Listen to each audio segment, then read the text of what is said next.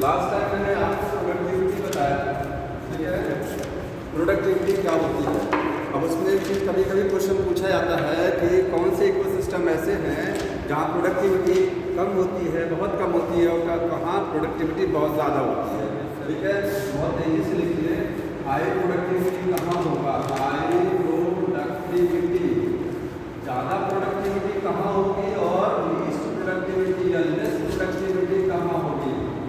Productivity कहाँ? Food formation कम होगा, ठीक है। अगर हाई की बात देखेंगे तो हाई में क्या आता है? ट्रॉपिकल रेन फॉरेस्ट आते हैं, ठीक है। क्या आता है? ट्रॉपिकल रेन फॉरेस्ट, वहाँ फोटोसिंथेसिस ज़्यादा होता है, इसलिए फूड फॉर्मेशन ज़्यादा होता है, ठीक है। Tropical rain forest. दूसरा क्या होता है? सी फोर प्लांट जो होते हैं उनकी प्रोडक्टिविटी भी बहुत ज़्यादा होती है। शुगर केन का फील्ड जो है, शुगर केन का फील्ड, ठीक है, sugar cane field.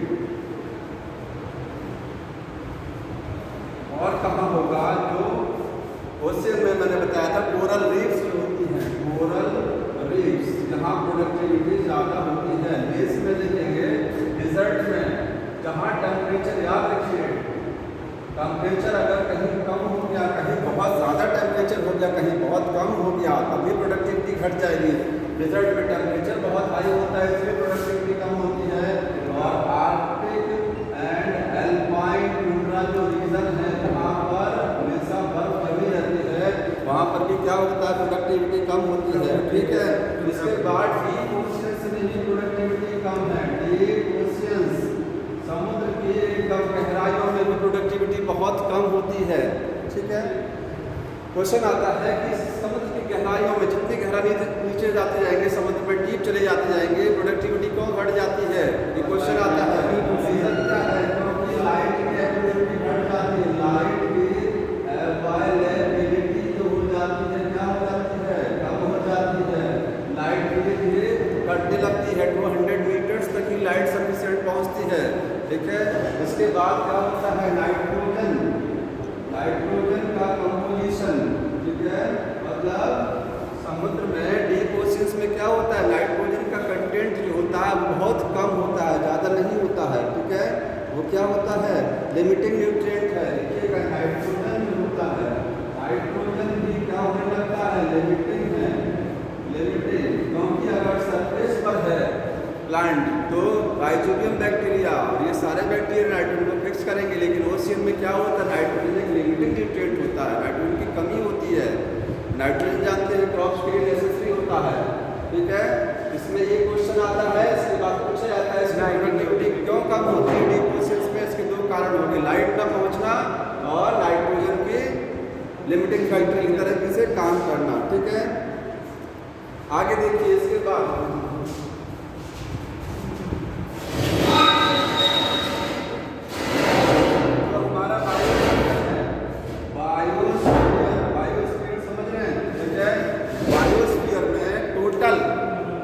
Total NPV कितना होता है? 170 बिलियन टन फूड बनता है पर ईयर। कितना बनता है? 170 बिलियन टन फूड बनता है, कितना फूड बनता है पर ईयर? कितना बनता है? 170 बिलियन। हाँ, 170 बिलियन टन फूड बनता है, इतनी प्रोडक्टिविटी होती है। ये नेट एनपीपी की बात कर रहे हैं, एनपीपी और जीपीपी में डिफरेंस समझ रहे हैं ना। तो एनपीपी कितना होता है? पूरे बायोस्फीयर में प्लांट में जो एनपीपी होती है 170 बिलियन टन होती है पर ईयर। एक साल का डाटा है, पर ईयर। और चूंकि बायोस्फीयर में दो चीज़ें आती है, एक एक्वेटिक सिस्टम है और एक टेरेस्ट्रियल है। कुछ पौधे सरफेस पर हैं, कुछ कहाँ है? पानी में है। तो ओशियन है, ओशियन, उसकी प्रोडक्टिविटी और जो टेरेस्ट्रियल होता है उसकी प्रोडक्टिविटी क्या होगी? अलग अलग होगी, ठीक है। ओशियन की कितनी होती है? 55% होती है, 55 बिलियन टन, ठीक है। और टेरेस्ट्रियल की प्रोडक्टिविटी कितनी है? इसकी 115 बिलियन टन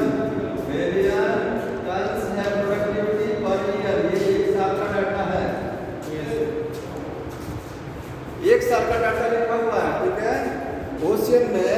ईयर में कितना फूड बनता है? टोटल 55 बिलियन टन फूड बनता है पर ईयर।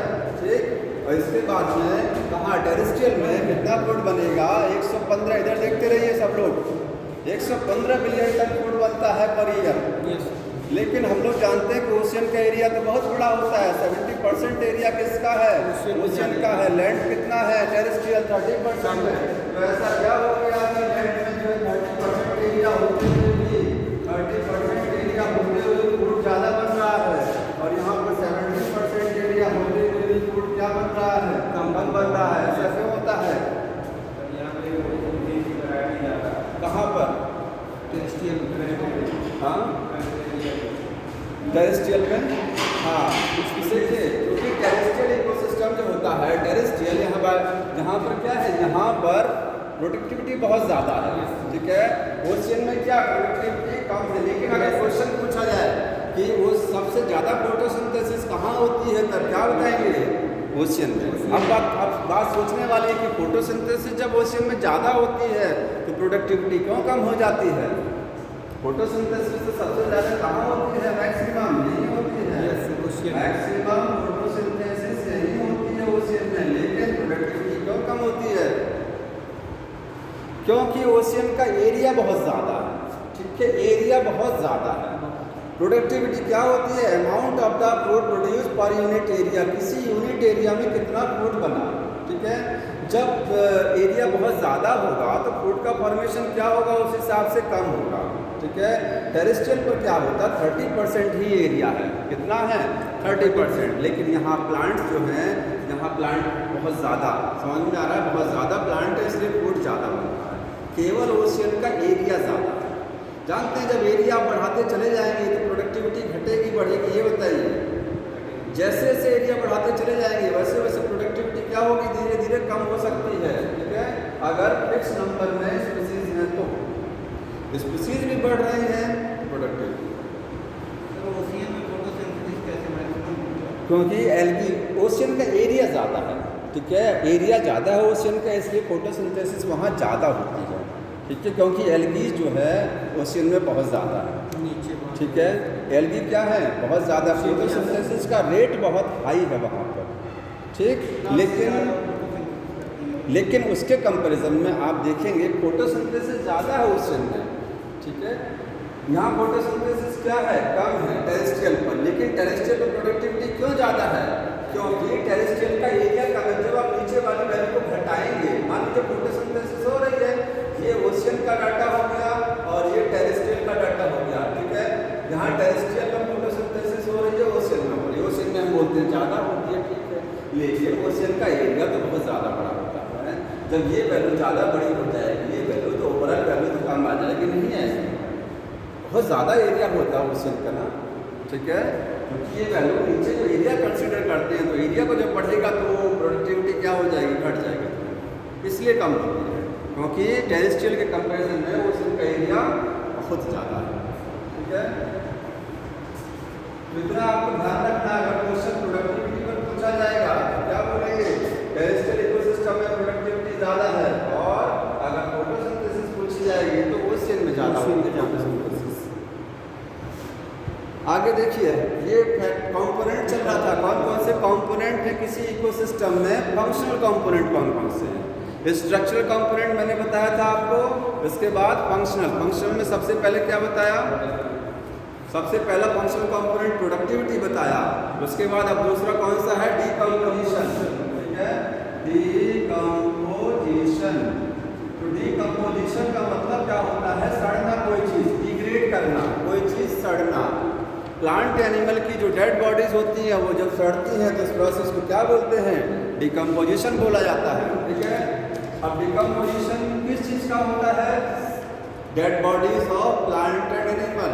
प्लांट और एनिमल्स की जो डेड बॉडीज जब डाई कर, डेड बॉडीज जो होती हैं उन्हीं का होता है। तो उसको क्या बोलते हैं? डेट्राइटस। एक वर्ड है यहाँ पर, डेट्राइटस। डेट्राइटस मतलब किस चीज़ का डीकम्पोजिशन होता है? डेट्राइटस का। डेट्राइटस क्या है? वो डेड बॉडी है, डेड बॉडीज है जिसकी ऑफ प्लांट एंड एनिमल्स की जो डेड बॉडीज होती हैं उनको डेट्राइटस बोलते हैं। और इसी का ही होता है डिकम्पोजिशन, यही डिग्रेड करता है। कौन करता है डिकम्पोजिशन? ठीक है, माइक्रो ऑर्गेनिज्म की वजह से होता है। और किससे होता है? अब डिकम्पोजिशन में स्टेप देखिए, डेट्राइटस को डिग्रेड कौन करेगा? तो आप बोलेंगे डेट्राइटस को अर्थवॉर्म डिग्रेड करेगा, अर्थवॉर्म करेगा डिग्रेड, और कौन करेगा? टर्माइट्स होती हैं, दीमक होते हैं, ये डेट्राइटस को डिग्रेड करेंगे। ठीक है, और कौन करेगा? बैक्टीरिया डिग्रेड करेंगे इसको। और कौन करेगा? बैक्टीरिया क्या है? माइक्रोब्स हैं। ठीक है, बैक्टीरिया एंड फंजाई होती है, ये सब क्या है? डिकम्पोजर्स हैं। तो बैक्टीरिया हो गया, सारे बैक्टीरिया डिकम्पोजर्स नहीं होते हैं और सारे फंजाई डिकम्पोजर्स नहीं हैं। ठीक है, तो बैक्टीरिया हो गए कुछ और कुछ फंजाई, अर्थवॉर्म और टर्माइट्स, ये सब क्या है? डिकम्पोजर्स हैं। ठीक है, और देखिए डिकम्पोजिशन के इसके बाद स्टेप कौन कौन से होते हैं? कितने स्टेप में डिकम्पोजिशन होता है? तो पहला स्टेप क्या बोलेंगे? फ्रेगमेंटेशन। फ्रेगमेंटेशन फर्स्ट स्टेप क्या है डिकम्पोजिशन का? फ्रेगमेंटेशन।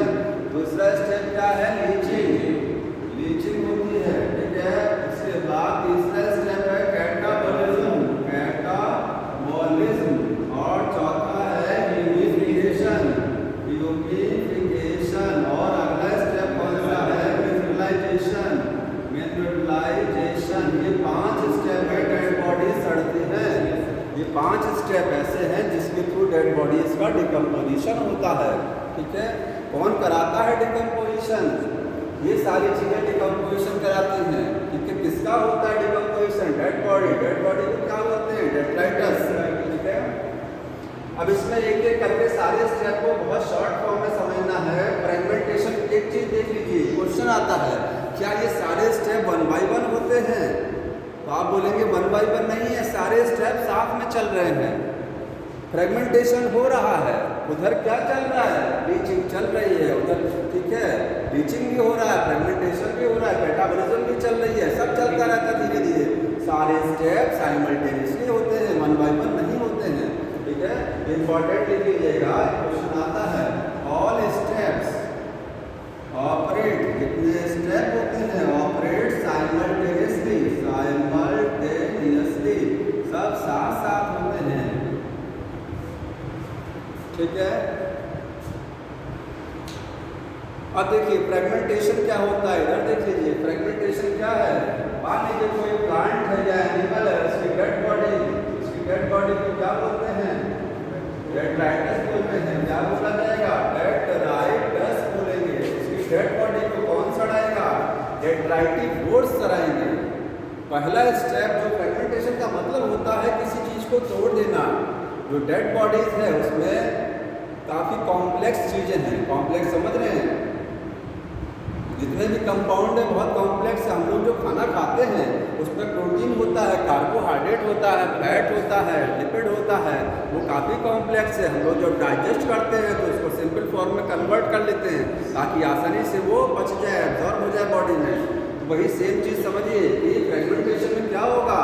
डेड बॉडी बहुत कॉम्प्लेक्स है, उसको पहले छोटे छोटे पार्ट्स में ब्रेक डाउन किया जाएगा, सिंपल पार्ट्स में तोड़ा जाएगा, कॉम्प्लेक्स ऑर्गेनिक मटेरियल को सिंपल फॉर्म में कन्वर्ट किया जाएगा।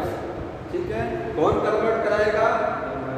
डेट्राइटिवोर्स। कौन? डेट्राइटिवोर्स। डेट्राइटिवोर्स। ठीक है, इसको कौन कन्वर्ट कराएगा? डेट्राइटिवोर्स। और यहाँ फ्रेगमेंटेशन तो किसकी मदद से होगा? अर्थवॉर्म और टर्माइट। इसमें माइक्रो नहीं आएगा, बैक्टीरिया नहीं आएगा, याद कर लीजिए। पहला स्टेप फ्रेगमेंटेशन जो होता है वो किसकी मदद से होता है? अर्थवॉर्म की मदद से। और टर्माइट्स जो दीमक होती हैं ये डेड बॉडी को क्या करती हैं? डिकम्पोज करती हैं। फर्स्ट स्टेप हो रहा है फ्रेगमेंटेशन। अभी कॉम्प्लेक्स मटेरियल सिंपल में बदला जा रहा है और कुछ नहीं हो रहा है। ठीक है, इसमें क्या होता है फ्रेगमेंटेशन में? कॉम्प्लेक्स जो है कॉम्प्लेक्स मटेरियल्स को क्या करते हैं? सिंपल फॉर्म में कन्वर्ट किया जाता है, सिंपल फॉर्म में कन्वर्ट कर लेते हैं। ठीक है,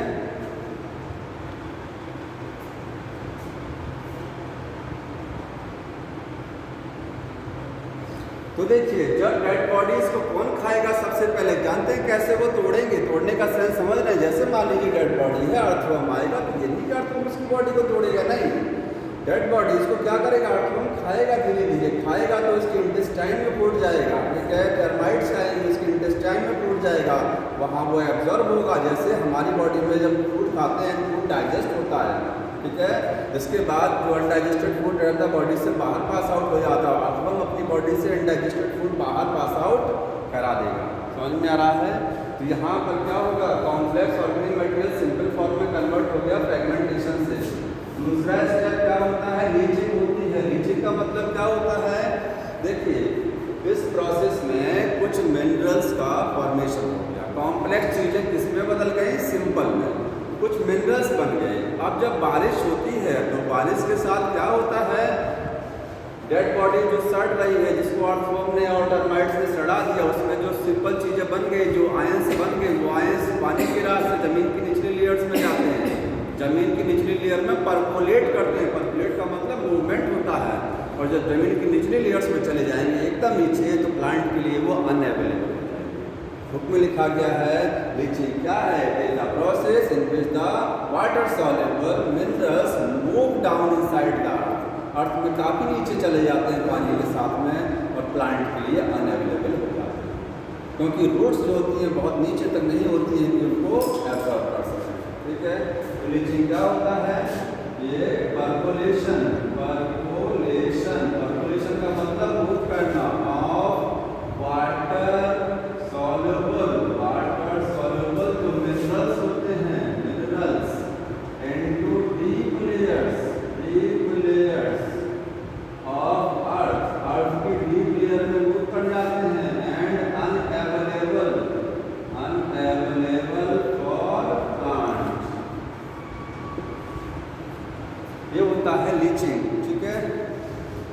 कैटाबोलिज्म क्या होती है? अब कौन काम करेगा? तो देखिए सब साथ में चल रहा है, उधर फ्रेगमेंटेशन चल रहा है, लीचिंग भी हो रही है, और साथ में कैटाबोलिज्म भी हो रही है, सब साथ में चल रहा है। पहले तो ये होता है शुरुआत, जैसे इसकी शुरुआत हो जाती है सारे प्रोसेस एक साथ हो जाते हैं। कैटाबोलिज्म में क्या होगा?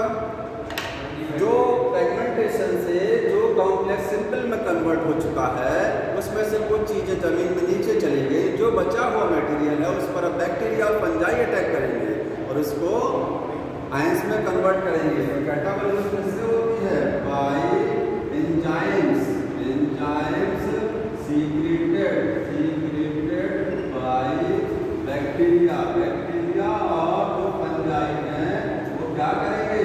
उसको और सड़ाएंगे और डिकम्पोज करेंगे, अपनी बॉडी से कुछ एंजाइम निकालेंगे, और वो एंजाइम क्या करेंगे? वो एंजाइम सिंपल फॉर्म को और ज़्यादा सिंपल कन्वर्ट कर देंगे। एक चीज़ ध्यान रखिएगा, क्वेश्चन कभी कभी आता है कि इस स्टेप में माइक्रोब इन्वॉल्व हो रहे हैं। माइक्रोब तो आप बोलेंगे कैटाबोलिज्म वाले स्टेप में ही माइक्रोब इन्वॉल्व हो रहे हैं, ठीक है, इसी में माइक्रोब इन्वॉल्व हो रहे हैं, ठीक है। और इसमें किस स्टेप, इसी में एंजाइम भी काम कर रहा है। इसी स्टेप में देखिए माइक्रोबियल एंजाइम काम कर रहे हैं।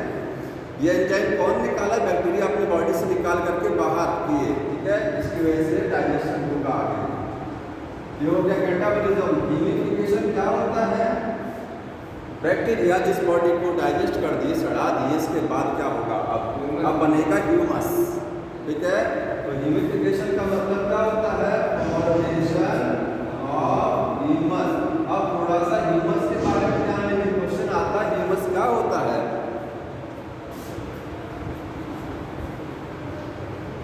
यहाँ लिख लेंगे ह्यूमस क्या है। ह्यूमस कैसा होता है? डार्क कलर का, dark black coloured, black colour का है, एमॉर्फस है, एमॉर्फस समझ रहे हैं? एमॉर्फस, क्रिस्टलाइन है, क्रिस्टलाइन, क्रिस्टल्स की फॉर्म में होता है, एमॉर्फस सब्सटेंस है, डार्क कलर का है, डार्क ब्लैक कलर का होता है ह्यूमस, ठीक। और ह्यूमस आयरन रेजिस्टेंट होता है, iron resistant to microbial action, मतलब इसके ऊपर बैक्टीरिया का प्रभाव बहुत कम होता है। ह्यूमस को बैक्टीरिया बहुत स्लो स्पीड से डिग्रेड करते हैं, डिग्रेडेशन यहीं तक खत्म, खाने पीने वाली कहानी यहीं तक खत्म।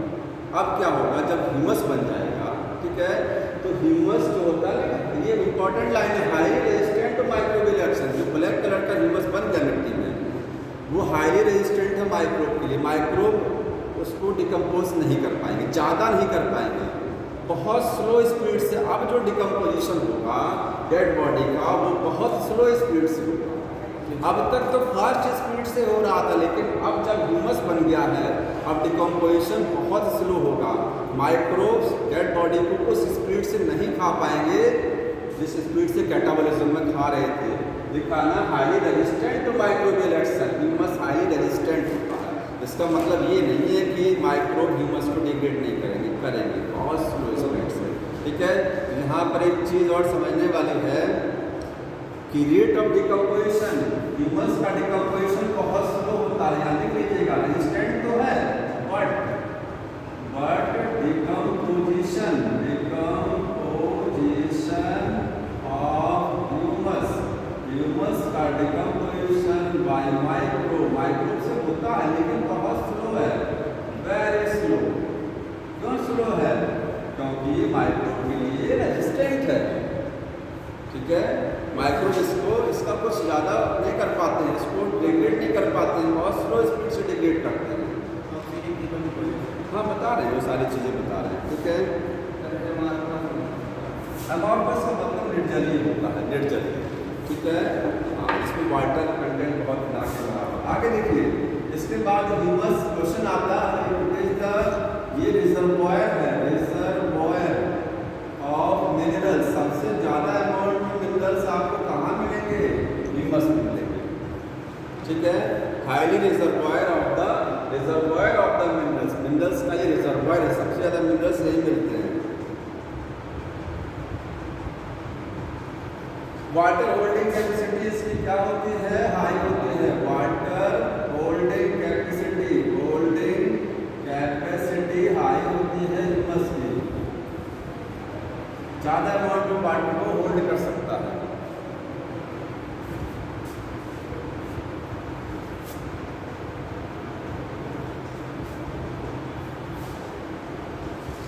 आगे का स्टेप लिखा गया है मिनरलाइजेशन। पहले क्या हुआ है? मिनरलाइजेशन। जो लास्ट स्टेप है मिनरलाइजेशन का मतलब क्या होता है कि अब मिनरल्स का फॉर्मेशन होना, ठीक है। जो डेड बॉडी बची हुई है उससे क्या होना? मिनरल्स का फॉर्मेशन होना, मिनरलाइजेशन। अब एक इम्पॉर्टेंट चीज़ समझ लीजिए, कौन कौन से फैक्टर्स ऐसे होते हैं, कौन कौन से कारक हैं जो इस डिकम्पोजिशन के रेट को फास्ट कर सकते हैं और स्लो कर सकते हैं। कि डिकम्पोजिशन फास्ट होगा या स्लो होगा, ये किस चीज़ पर निर्भर करता है। देखिएगा, factors affecting rate of decomposition.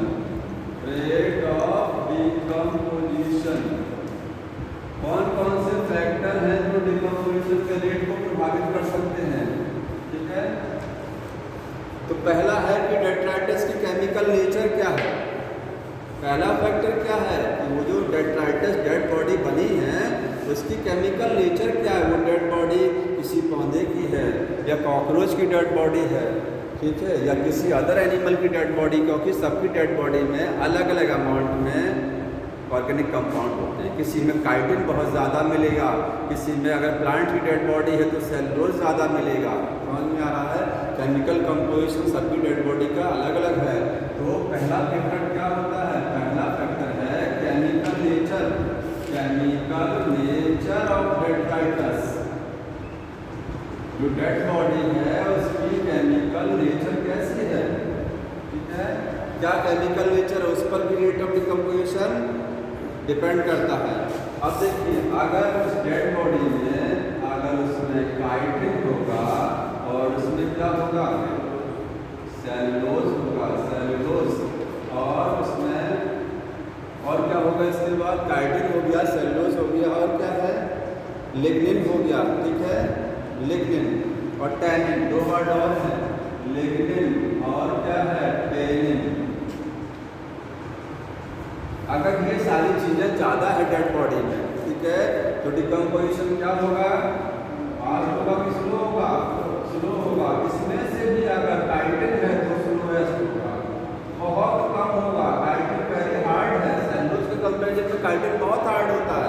ठीक है। तो जो चीज़ बहुत हार्ड होगी डेड बॉडी में बहुत धीरे धीरे सड़ेगा। सेलुलोज होगा थोड़ा सा फास्ट डिकम्पोजिशन होगा, लिग्निन होगा तो और स्लो हो जाएगा। जो जितना मटेरियल हार्ड होगा उसका डिकम्पोजिशन उतना ही स्लो होगा। तो इन चीज़ों का डिकम्पोजिशन क्या होता है? स्लो होता है। किसका फास्ट होता है डिकम्पोजिशन? अगर डेड बॉडी में वाटर सॉल्युबल ऑर्गेनिक कंपाउंड है, ज़्यादा ऑर्गेनिक कंपाउंड अगर ज़्यादा है, फॉर एग्जाम्पल अगर उसमें शुगर समझ रहे हैं ना, चीनी कार्बोहाइड्रेट, अगर शुगर का कंटेंट ज़्यादा है, कार्बोहाइड्रेट उसमें ज़्यादा है, शुगर अगर ज़्यादा है, वाटर सॉल्युबल चीज़ें ज़्यादा है, तो डेड बॉडी का डिकम्पोजिशन फास्ट होगा। ठीक है। वाटर प्रोटीन ज़्यादा, प्रोटीन भी क्या है? कॉम्प्लेक्स है। हाँ, वो कॉम्प्लेक्स है, स्लो हो जाएगा थोड़ा सा। ठीक है। और अगर नाइट्रोजनस ऑर्गेनिक कंपाउंड है, नाइट्रोजनस ऑर्गेनिक कंपाउंड है, तो क्या होगा डिकम्पोजिशन? फास्ट हो जाएगा। इस सबसे क्या होता है? फास्ट। समझ जाना। प्रोटीन्स वैसे देखिए, प्रोटीन्स नाइट्रोजनस है, प्रोटीन्स में फास्ट होगा, स्लो नहीं होगा, क्योंकि प्रोटीन नाइट्रोजनस है। अमीनो एसिड से बनती है, अमीनो एसिड में क्या होता है? नाइट्रोजन होता है। तो अगर नाइट्रोजनस कंपाउंड है तो डिकम्पोजिशन क्या होगा? फास्ट होगा। ये सारी चीज़ें हैं तो स्लो हो जाएगा। अगला है टेम्परेचर। दूसरा फैक्टर क्या? पहला फैक्टर समझ में आया कि केमिकल नेचर डेड बॉडी की क्या है, उस पर डिकम्पोजिशन निर्भर करता है। दूसरा क्या है? टेम्परेचर। अगर टेम्परेचर क्या है? ऑप्टिमम है। ऑप्टिमम समझ रहे हैं? ऑप्टिमम का मतलब क्या होता है? Favourable, suitable temperature. ठीक है। अपने हिसाब से टेम्परेचर, जिस पर रिएक्शन बहुत अच्छे से होती है उसी को बोलते हैं ऑप्टिमम, अच्छा टेम्परेचर। तो ऑप्टिमम टेम्परेचर है, बेटर है, तो डिकम्पोजिशन क्या होगा? फास्ट होगा। अगर टेम्परेचर वेरी हाई है, बहुत हाई है, या वेरी लो हो गया, तो डिकम्पोजिशन क्या होगा? स्लो हो जाएगा। जानते हैं टेम्परेचर जैसे बढ़ेगा या घटेगा तो एंजाइम्स काम नहीं करेंगे, और एंजाइम काम नहीं करेंगे तो डिकम्पोजिशन कैसे होगा? स्लो हो जाएगा ना। हाई टेम्परेचर पे एंजाइम, बैक्टीरिया के एंजाइम नहीं काम करेंगे प्रॉपर्ली, और एंजाइम भी नहीं काम करेंगे। अगला एक और है कि थर्ड नंबर, इसके बाद ऑक्सीजन की अवेलेबिलिटी। ऑक्सीजन है कि नहीं है? अगर एटमॉस्फेयर क्या है? एरोबिक कंडीशन है, एरोबिक है, तो डिकम्पोजिशन क्या होगा? फास्ट होगा। और ऑक्सीजन नहीं है, एरोबिक है, तो डिकम्पोजिशन क्या हो जाएगा? स्लो हो जाएगा। क्योंकि माइक्रोब्स जो हैं ज़्यादातर क्या है? एरोबिक है, वो ऑक्सीजन को यूज़ करेंगे ना। जो एरोबिक है वो ऑक्सीजन के एब्सेंस में भी डिकम्पोजिशन करा देंगे। उनकी संख्या क्या है? कम है। ठीक है। तो इसकी ऑक्सीजन की एबिलिटी हो गया। और लास्ट है वाटर कंटेंट कितना है। फोर्थ नंबर क्या है? सॉइल में मॉइस्चर कितना है। अगर कोई भी डिकम्पोजिशन कहाँ हो रहा है? मिट्टी में हो रहा है। ठीक है। सॉइल में डेड बॉडी सड़ रही है, तो अगर सॉइल का मॉइस्चर क्या है? हाई है, तो डिकम्पोजिशन क्या होगा? फास्ट चलेगा। अगर लो है तो डिकम्पोजिशन स्लो हो जाएगा। वाटर भी तो होना चाहिए। ठीक है। मॉइस्चर, क्योंकि मॉइस्चर रहेगा तभी, जैसे मॉइस्चर नहीं है टेम्परेचर क्या होने लगेगा? हाई होने लगेगा। मॉइस्चर रहेगा टेम्परेचर थोड़ा सा क्या होगा? लो होगा, क्योंकि टेम्परेचर भी होना चाहिए थोड़ा सा और मॉइस्चर भी होना चाहिए। एंजाइम तभी काम करते हैं जब वाटर की एबिलिटी रहेगी। हाँ, दलदल में नहीं, ऐसा नहीं है, क्योंकि वाटर में डिकम्पोजिशन स्लो होता है। ये चीज़ जान लीजिए, क्योंकि ऑक्सीजन की डिजॉल्व कम रहती है पानी में। इन्वायरमेंट में ऑक्सीजन ज़्यादा है, एटमॉस्फेयर में ये इन्वायरमेंट में ऑक्सीजन ज़्यादा है, पानी में ऑक्सीजन कम होती है, दलदल में थोड़ा सा और ज़्यादा होती है उससे। ठीक है। सॉइल पर सबसे ज़्यादा ऑक्सीजन यहाँ मिलेगी आपको, मिट्टी के अंदर भी वही ऑक्सीजन रहेगी, लेकिन पानी में ऑक्सीजन क्यों हो जाती है कम? क्योंकि वाटर में सॉल्युबल कम होती है ऑक्सीजन। हाँ, ओशियन एक्वाटिक इकोसिस्टम में डिकम्पोजिशन बहुत स्लो होता है। टेरेस्ट्रियल इकोसिस्टम में डिकम्पोजिशन क्या होता है? फास्ट।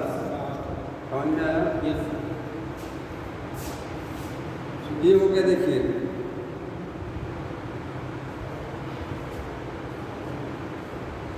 अब एक क्वेश्चन है, functional unit of the nature इस क्या है। लास्ट टाइम मैंने बताया था नेचर का फंक्शनल यूनिट क्या है। इस नेचर का फंक्शनल यूनिट लिखा है कम्युनिटी है, इकोसिस्टम है, पॉपुलेशन है, सक्सेशन है। इकोसिस्टम, इकोसिस्टम क्या है? इस नेचर का, प्रकृति का एक फंक्शनल यूनिट हो गया। ग्लोबल इकोसिस्टम बहुत बड़ा है, बायोस्फीयर बहुत बड़ा है। उसकी अगर आपको स्टडी करनी है तो उसको दो पार्ट में डिवाइड कर दिया जाता है। जितने इकोसिस्टम अर्थ पे हैं उनको दो पार्ट में डिवाइड करके तब पढ़ते हैं कि, और वो कौन कौन से पार्ट हैं, टेरेस्ट्रियल और एक्वाटिक में डिवाइड करते हैं। जो ऑप्शन दिया है, कौन सा इकोसिस्टम सबसे ज़्यादा स्टेबल होगा? बहुत इंपॉर्टेंट क्वेश्चन है कि फॉरेस्ट है, ओशियन है, ठीक है, इसमें से बताइए कौन सा इकोसिस्टम या ग्रासलैंड है सबसे ज़्यादा स्टेबल कौन सा होगा? स्टेबल समझ रहे हैं? स्टेबल का मतलब होता है कि डिस्टर्बेंस नहीं होना चाहिए, स्टेबल बैलेंस होना चाहिए इकोसिस्टम। फॉरेस्ट में इकोसिस्टम बैलेंस नहीं रहेगा, प्रोडक्टिविटी ज़्यादा है, जाहिर सी बात है कि प्रोडक्टिविटी बहुत ज़्यादा, फूड ज़्यादा बन रहा है फॉरेस्ट में, लेकिन इकोसिस्टम बैलेंस फॉरेस्ट में नहीं होगा ज़्यादा, मैराइन इकोसिस्टम में ज़्यादा हो, क्योंकि मैराइन में डिस्टर्बेंस कम होता है। डिस्टर्बेंस समझ रहे हैं ना, मैन मेड डिस्टर्बेंस नहीं होता ज़्यादा, ठीक है। फॉरेस्ट में क्या है, डिस्टर्बेंस बहुत ज़्यादा है। अभी टेम्परेचर बहुत हाई हो जाए तो प्रोडक्टिविटी घट सकती है, ठीक है, इकोसिस्टम डैमेज हो सकता है। तो यही है डिस्टर्बेंस। पर मैराइन इकोसिस्टम बहुत ज़्यादा डिस्टर्बेंस नहीं होता, ह्यूमन का तो इंटरफेरेंस कम होता है। समझ में आ रहा है? हाँ, याद कर लीजिए कि मैराइन इकोसिस्टम ओशियन में हाईली स्टेबल इकोसिस्टम होता है।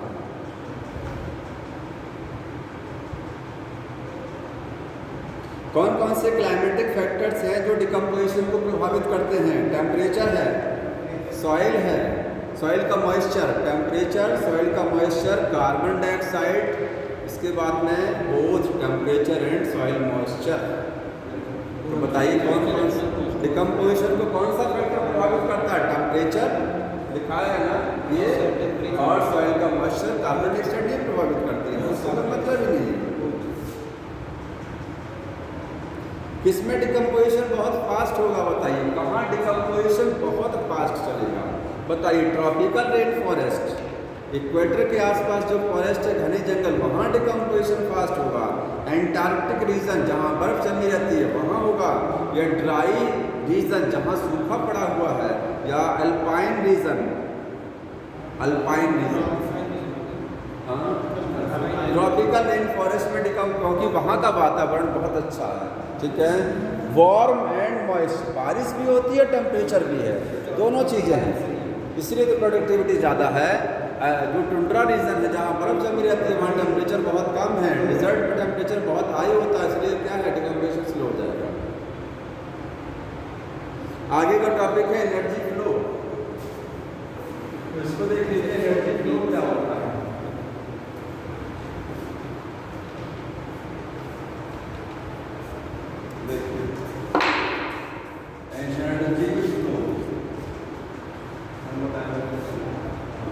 एनर्जी फ्लो का मतलब समझ रहे हैं कि किसी भी फूड चेन में, आपने फूड चेन खास श्रृंखला पढ़ा हुआ ना, जैसे ये सन है, सन से जितनी एनर्जी आती है, जितनी भी एनर्जी आती है उसका लेस देन 50%। एक चीज पहले समझिए कि अल्टीमेट सोर्स जो होता है,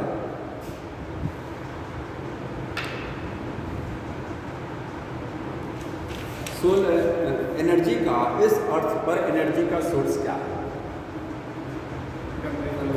sun, sun is the source of the energy. Earth पर एनर्जी का सोर्स क्या है? सन। एक जगह छोड़कर, एक जगह, कौन सी? डीप सी हाइड्रोथर्मल, समुद्र की एकदम गहराइयों में जहाँ लाइट पहुँचती ही नहीं है, वहाँ एनर्जी का सोर्स क्या? वहाँ तो लाइट नहीं पहुँच रही है, तो वहाँ पर जीव जंतु कैसे जीवित है? वहाँ एनर्जी का सोर्स क्या? लाइट तो नहीं जा रही है, खाना नहीं बन रहा है, वहाँ एनर्जी का सोर्स क्या? वहाँ पर जो माइक्रोब्स हैं वो खाना खुद बनाते हैं, कीमो ऑटोट्रॉफ, समझ रहे हैं ना, केमिकल एनर्जी को लेकर के फूड बना लेते हैं। कौन? माइक्रोब। प्लांट कीमो ऑटोट्रॉफ नहीं है, पौधे केमिकल एनर्जी को लेकर फूड नहीं बना सकते, वो लाइट एनर्जी को लेकर फूड बनाएंगे। लेकिन कुछ बैक्टीरिया होते हैं जो क्या करते हैं, केमिकल एनर्जी को लेकर के फूड बना लेते हैं, ऐसे बैक्टीरिया क्या बोलते हैं? Chemo autotrophs. एक चीज ध्यान लिख लीजिएगा कि एक्सेप्ट का मतलब उसको छोड़ करके डीप सी, ठीक है, डीप सी मतलब गहरे समुद्र को छोड़ करके, डीप सी हाइड्रोथर्मल, ठीक है, areas. Sun is the ultimate source, sun is ultimate source of energy.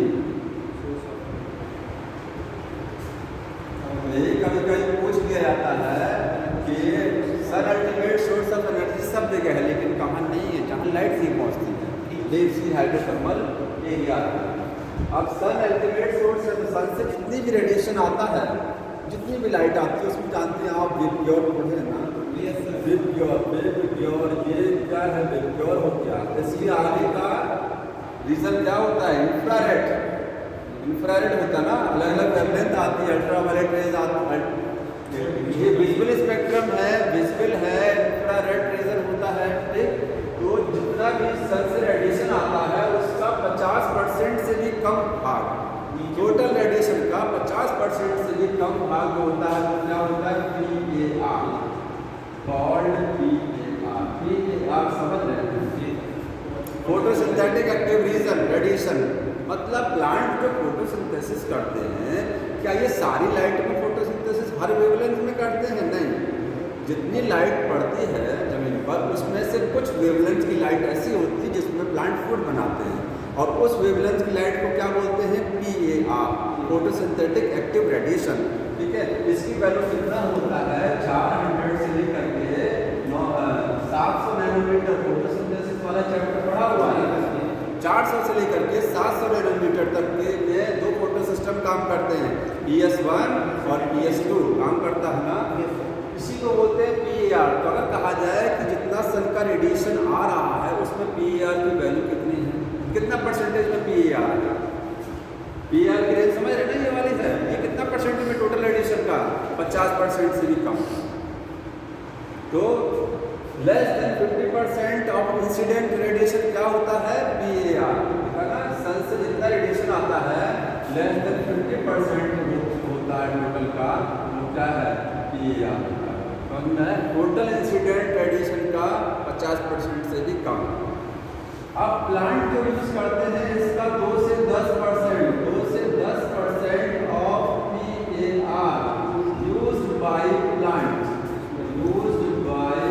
Plants, कहाँ है, फोटोसिंथेसिस में कितना एनर्जी यूज करते हैं, 2 से 10%, किसका, PAR, इसका 2 से 10%। अब बताइए टोटल सन का, कभी कभी पूछा जाता है कि टोटल सन रेडिएशन का प्लांट कितना परसेंट एनर्जी यूज करते हैं, जो टोटल इंसिडेंस आ रहा है रेडिएशन का सन से, हाँ, 1 से लेकर के 5%, समझ रहे हैं क्यों, या 1 से 5 भी नहीं है, वो 1 से 3 या 4 भी लिखा रहता है, ठीक है, जानते हैं ऐसा क्यों, समझ लीजिए। 100% लाइट सन से आ रही है, 100% कहाँ से आ रही है, सन से, इसका 50% से भी कम हिस्सा, 50% से भी कम हिस्सा क्या होता है, PAR होता है। तो प्लांट PAR समझ रहे, 50% से कम रेडिएशन क्या हो गया, PAR। अब इसका जो है 2 से 10% क्या करते हैं, प्लांट यूज करते हैं। तो जब इसका 2 से 10% करते हैं तो यहाँ से देखेंगे तो इसका कितना होगा, ये 1 से 5% तो आएगा, लगभग नहीं आएगा, भाई इसका 2 से 10%, 50% का ये हुआ, तो यहाँ से देखेंगे 100% का कितना है, जब इसका ये आधा हो गया, इसका ये 2 से 10% होगा, देखेंगे तो 1 से 5 आ जाएगा, सन का 1 से 5% लाइट, ठीक है। बाकी एनर्जी कहाँ जाती है, जब प्लांट PAR का 2 से 10% यूज कर रहे हैं तो बाकी एनर्जी जा कहाँ रही है, जितना PAR है विजुअल स्पेक्ट्रम ये वाला, इसका 2 से 10% केवल प्लांट यूज करते हैं फोटोसिंथेसिस, बाकी लाइट हीट की फॉर्म में वेस्ट हो जाती है एनवायरनमेंट में, हीट की फॉर्म में, किस फॉर्म में, रिमेनिंग लाइट, रिमेनिंग रेडिएशन जो होता है loss in the form of heat, बाकी एनर्जी हीट की फॉर्म में लॉस हो जाती है। अब प्लांट ने इसको लेकर के फोटोसिंथेसिस किया, फूड बनाया, प्लांट ने फूड बनाया, प्लांट को क्या बोलेंगे, क्या बोलेंगे, प्रोड्यूसर्स, प्लांट को क्या बोलेंगे, प्रोड्यूसर्स, ठीक है। उसके बाद प्लांट को जो कंज्यूम करेगा वो क्या होगा, कंज्यूमर्स होगा, क्या होगा, कंज्यूमर्स। फॉर एग्जाम्पल एक एग्जाम्पल ले लीजिए, प्लांट को कौन खा रहा है, रैबिट खा रहा है, प्लांट को कौन खाया, रैबिट खाया, मैं डायरेक्ट बता दे रहा हूँ, ठीक है। तो रैबिट कंज्यूमर हो गया, ये फर्स्ट कंज्यूमर है कि सेकंड कंज्यूमर है, प्राइमरी कंज्यूमर है, सबसे पहले प्लांट को यही खाएगा, ठीक है। तो ये प्राइमरी कंज्यूमर, इसको और क्या बोल सकते हैं, हार्बीवोर्स बोल सकते हैं, सबको पता है सारी चीजें, हार्बीवोर्स हर को खाने वाले हार्बीवोर्स, पहले कंज्यूमर यही है, ठीक है। इसके बाद रैबिट को कौन खाएगा, वुल्फ खाता है, वुल्फ क्या हो गया, सेकेंडरी कंज्यूमर हो गया, ये दूसरा अगला कंज्यूमर, इसको क्या बोलेंगे, दूसरा नाम सेकेंडरी, इसको ये हार्बीवोर है, तो ये कार्निवोर बोला जाएगा, पहला कार्निवोर, फर्स्ट कार्निवोर, वुल्फ क्या है, प्राइमरी कार्निवोर है, ठीक है। सेकेंडरी कंज्यूमर भी है और प्राइमरी कार्निवोर है, समझ रहे ना, मांसाहारी पहला यही तो है।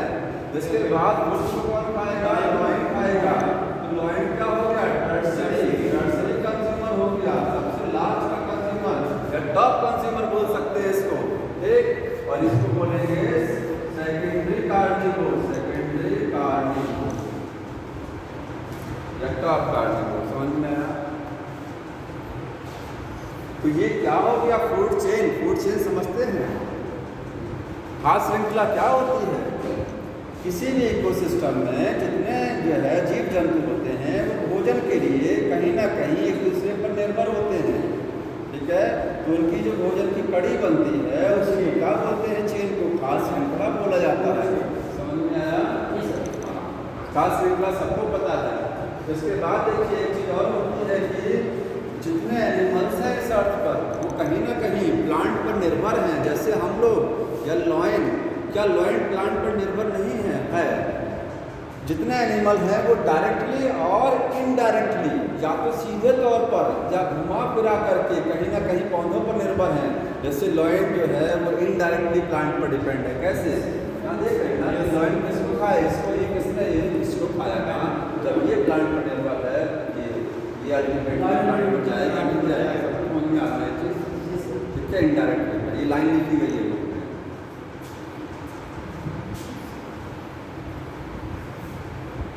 और एक चीज जो ये फूड चेन होती है, फूड चेन में एक वर्ड होता है ट्रॉफिक लेवल, क्या होता है, ट्रॉफिक लेवल क्या होता है, ट्रॉफिक लेवल ऊर्जा स्तर, जिसको हिंदी में बोलते हैं ऊर्जा खाद्य स्तर, सॉरी खाद्य स्तर जो भी नाम होगा इसका, ठीक है। ट्रॉफिक लेवल जानते हैं क्या है, किसी भी खाद्य श्रृंखला में जो स्टेप होते हैं, एक छोटी सी खाद्य श्रृंखला बनी हुई है ना, इसमें पहला स्टेप प्लांट का है, दूसरा स्टेप रैबिट का, तीसरा इसका, चौथा इसका, ये सारे स्टेप क्या हैं, ट्रॉफिक लेवल है, यही ट्रॉफिक लेवल है। किसी भी खास श्रृंखला के जो पद होते हैं, जो स्टेप होते हैं, उनको क्या बोलते हैं, ट्रॉफिक लेवल। देखिएगा ये क्या है, steps of A food chain, एक फूड चेन के स्टेप होते हैं ट्रॉफिक लेवल्स। अब बात आती है कि किसी भी फूड चेन में ट्रॉफिक लेवल्स की संख्या कितनी हो सकती है, क्या बहुत ज़्यादा हो सकती है, नहीं, ट्रॉफिक लेवल लिमिटेड ही क्यों होते हैं, 3 से 4 ट्रॉफिक लेवल होते हैं। देखिए इसमें कितना है, 1 2 3 4, मैक्सिमम 4 है, 3 भी हो सकते हैं, 4 भी हो सकते हैं, 4 से ऊपर बहुत रेयरली नहीं केवल 3 से 4 ही ट्रॉफिक लेवल क्यों होते हैं,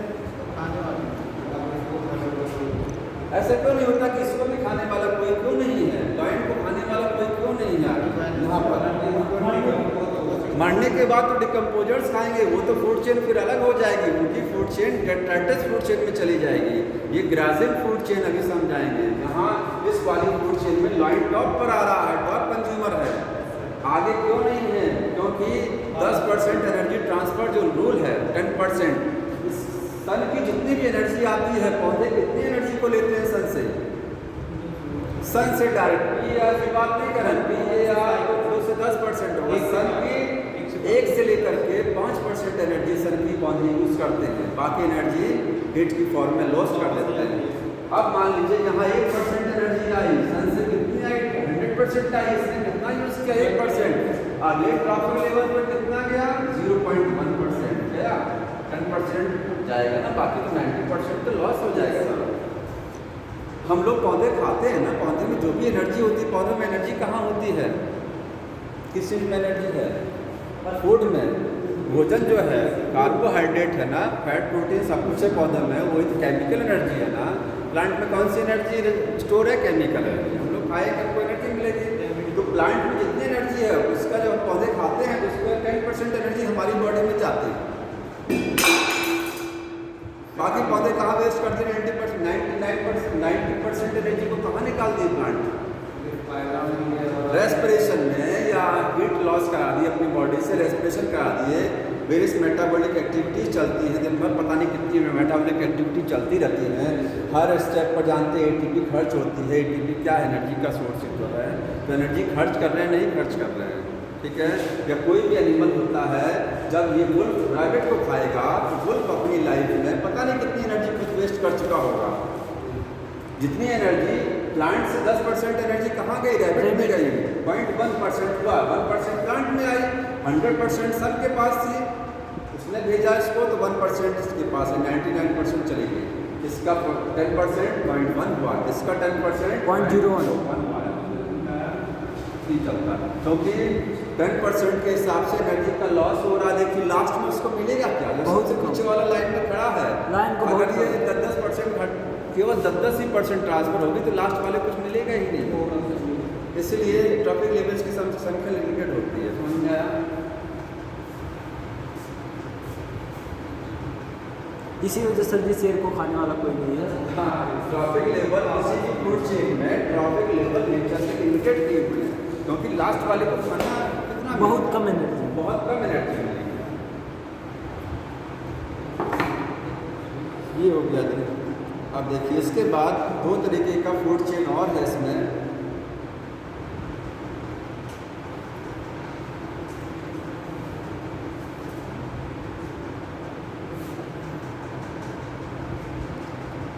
एक चीज समझ लीजिए, एक होता है detritus food chain, detritus food chain. Food chain और फूड वेब सब समझ लेना। फूड वेब हम नहीं बता रहे हैं आपको। फूड वेब पता है ना, खाद्य जाल जिसको, जब कई खाद्य श्रृंखलाएं आपस में जुड़ जाती हैं तो फूड वेब बनता है, ठीक है। अगर कहा जाए कि unidirectional flow of energy कहाँ होता है, फूड वेब या फूड चेन में होता है, कहाँ होता है? फूड चेन में एनर्जी का ट्रांसफर एक सीधी डायरेक्शन में हो रहा है। प्लांट से एनर्जी कहाँ गई, रैबिट में गई, रैबिट से कहाँ चली गई, वुल्फ में गई, वुल्फ से लॉइन में गई, एक डायरेक्शन में हो रहा है। लेकिन जब फूड वेब बनता है तो फूड वेब में एक ऑर्गेनिज्म कई जगह से कनेक्ट हो जाता है। एक ऑर्गेनिज्म खाने वाले बहुत सारे लोग रहते हैं, समझ में आया। एक ऑर्गेनिज्म को खाने वाले, और जैसे ये है, ये प्लांट हो गया, सोचिए प्लांट हो गया, इसको कौन खाएगा, बी को सी खाया, सी को डी खाया। अगला food chain A dash B dash C dash और A डैश हो गया। आप सोचिए अगर बी को ये भी खा ले, सी डैश भी बी को खा सकता है, होता है ऐसा। तो यहाँ से अभी इस प्लांट की एनर्जी कहाँ जा रही है, इससे इसमें गई, इससे इसमें गई, इससे इसमें गई, इसकी एनर्जी यहाँ से इसको भी जा रही है, क्योंकि इसको ये भी खा सकता है। एक ऑर्गेनिज्म को खाने वाले कई वैरायटी हो सकती है। एनर्जी यहाँ से इधर चली गई मल्टी डायरेक्शन। तो फूड वेब में एनर्जी का ट्रांसफर क्या होता है, मल्टी डायरेक्शन में होता है, ठीक है।